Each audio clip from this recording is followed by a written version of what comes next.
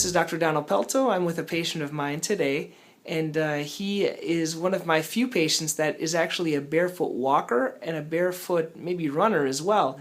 And he mentioned to me that this began about 30 years ago. Yeah. So tell me a little bit about your story.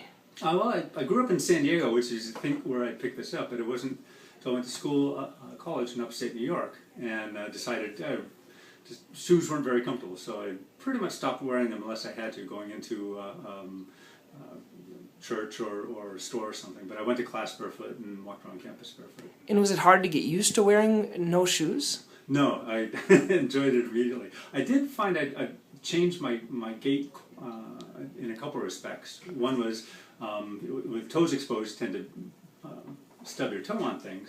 So I tend to keep my toes up when I walk. But then also, probably the more important thing is I just found myself being more comfortable if I landed on the balls of my foot rather than heel first, ball first.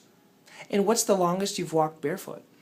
I've done a few half marathons. My wife has, she started walking a couple of years ago, and so keeping up with her, I have done most of the walks barefoot. So it's a bunch of 5Ks and 10Ks and a couple of half marathons.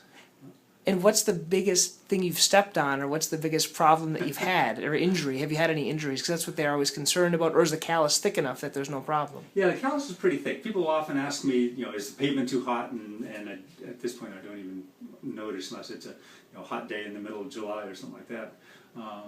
But I've occasionally picked up maybe a tiny piece of glass and whatnot, which I then dig out, and I'm fine after that. And so any words to people that are considering starting to barefoot run or walk? Would you recommend those Vibram shoes, or just go barefoot right away? I do have a pair of those Vibram shoes, and I usually carry them in my backpack if we're doing a long walk, and if my feet do get kind of sore, if there's a lot of gravel, I'll put those on.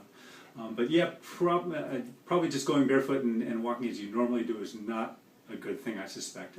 Make sure you land on you want something to cushion your steps. So if you don't have a shoe to do that, use the ball of the foot. Yeah, instead of heel to toe, go kind of to the ball of the foot, right? Or land flat-footed. Right, yeah. So your pace probably isn't as far, because you can't stretch as far if you're landing on the ball of your foot first. But it came pretty naturally to me. Great. Well, thank you. Okay.